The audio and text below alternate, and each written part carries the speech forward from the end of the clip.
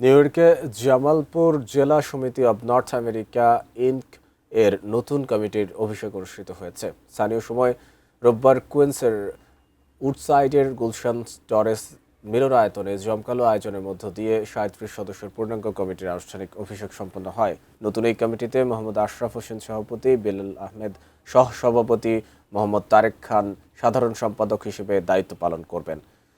আহমেদ রেজা খান ও Rebecca সুলতানার যৌথ সঞ্চালনায় অনুষ্ঠানে প্রধান অতিথি হিসেবে বক্তব্য রাখেন বিশিষ্ট ব্যবসায়ী লায়ন শাহ নেওয়াজ।